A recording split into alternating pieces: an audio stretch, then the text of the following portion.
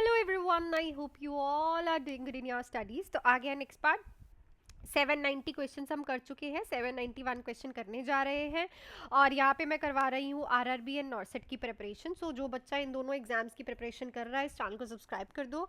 Regularly 12:30 में question कराती हूँ, इजी से लेके डिफिकल्ट तक हर टाइप का क्वेश्चन हम लोग करते हैं। जो बच्चा ईएसआईसी का एग्जाम दिया है, रिजल्ट उनका जो आप मेरे से पूछ रहे हो विद इन 1 मंथ आ जाएगा। आरआरबी की नोटिफिकेशन आउट हो चुकी है, अब देखते हैं जो एग्जाम है वो कब आउट होता है। एंड नॉर्सेट का तो आपको पता ही है सितंबर में है।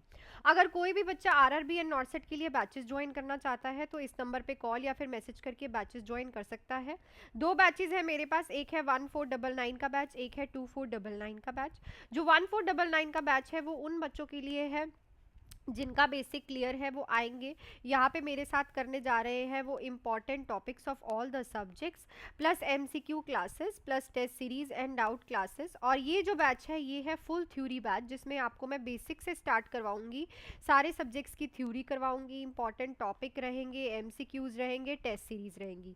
ये बैच जो है वो 3 मंथ्स का है, ये बैच जो है 4 मंथ्स का है। कोई भी बैच अगर आपको ज्वाइन करना है इस नंबर पर आप मेरे से बात करके डिटेल्स ले सकते हो और आज ही विदाउट एनी डिले ज्वाइन कर सकते हो। बिकॉज जैसे ही एसआईसी के पेपर आते आते टाइम का पता नहीं चला, इसका भी नहीं पता चलेगा।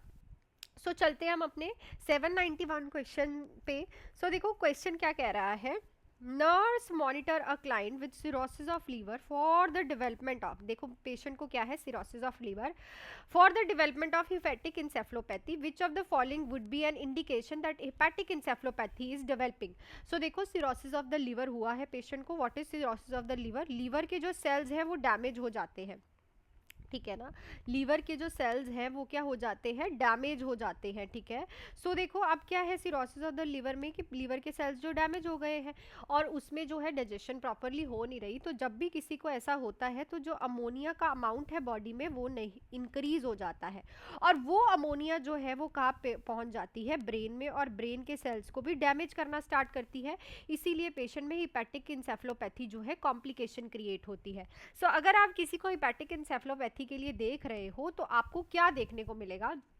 Decreased mental status, elevated BP, decreased urine output, लेबर्ड respiration. हमें जो है इसमें देखने को मिलता है डिक्रीज्ड मेंटल स्टेटस। क्यों?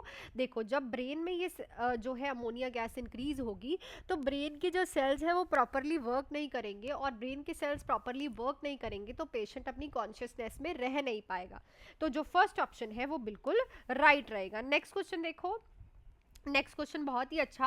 How to measure the uterine contraction of a pregnant lady who is in a labour. तो अगर आप किस प्रेग्नेंट लेडी है, लेबर में है, तो आप उसकी यूट्राइन कॉन्ट्रैक्शंस को कैसे मेजर्स करोगे?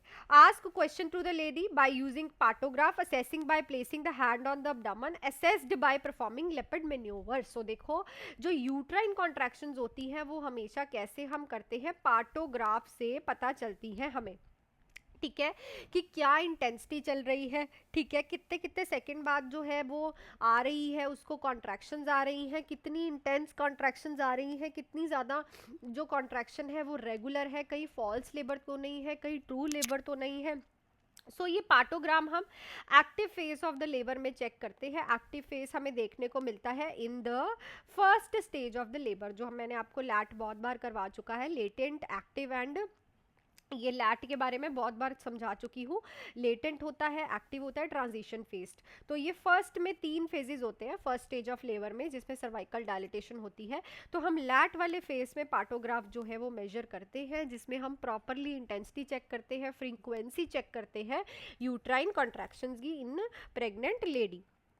नेक्स्ट है which of the following whitening vitamin आएगा यहाँ पे, इसको ठीक करके लिख लेना। यहाँ पे आएगा हमारा vitamin deficiency will cause pernicious anaemia. कौन सी विटामिन डेफिशिएंसी पर्नीशियस एनीमिया करती है?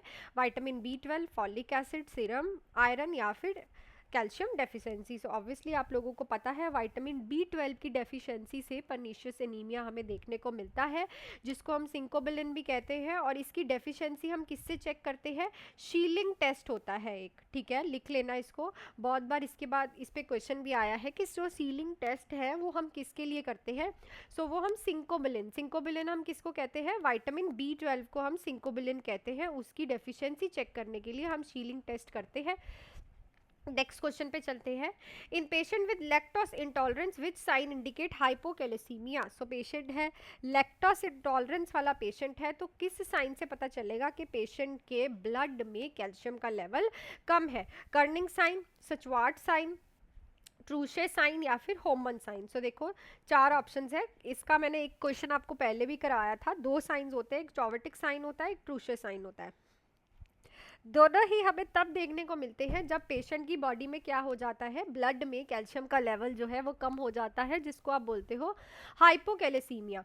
ट्रूशे साइन क्या होता है कि जब आप पेशेंट के बीपी कफ लगाते हो तो उसका हैंड जो है वो स्पाजम में चले जाता है और अंदर को मुड़ जाता है। नॉर्मली क्या होता है, हैंड जो है आर्म के साथ बिल्कुल सिंक रहता है, स्ट्रेट रहता है, पर इस पेशेंट के जैसे ही आपने यहाँ पे बीपी कफ लगाया तो उसका हाथ जो है वो ऐसे मुड़ जाता है, ठीक है ना। फॉर एग्जांपल ये हैंड है, तो उसका हैंड जो है ऐसे मुड़ा हुआ देखने को मिलता है आप लोगों को। सो एक होता है चॉवेटिक साइन और एक होता है ट्रूशे साइन। दोनों ही आपको हाइपोकैलेसीमिया वाले पेशेंट में देखने को मिलते हैं।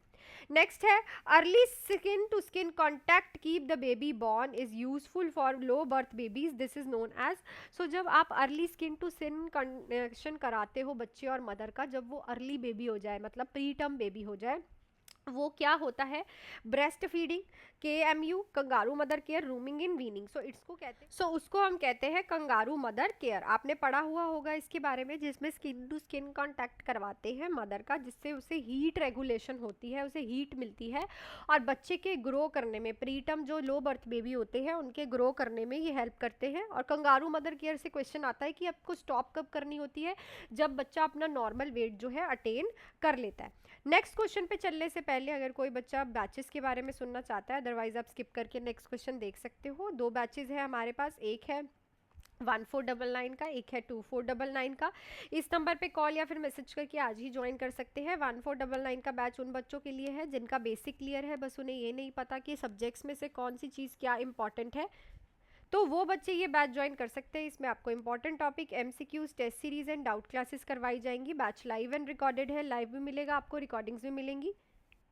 सेकेंड जो बैच है वो है 2499 का, जो कि है फुल थ्योरी बैच, जिसमें आपको थ्योरी कराई जाएगी प्लस इंपॉर्टेंट टॉपिक भी। बेसिक से हम स्टार्ट करेंगे, ये 0 से स्टार्ट होके फुल आपको सिलेबस इसमें करवाया जाएगा। तो कोई भी बैच जो है आप इस नंबर पे कॉल या फिर मैसेज करके आज ही ज्वाइन कर सकते हैं विदाउट एनी डिले। सो चलते हैं हम अपने नेक्स्ट क्वेश्चन पे। 796 क्वेश्चन है, which of the following urinary symptoms should does the pregnant women most frequently experience during first trimester.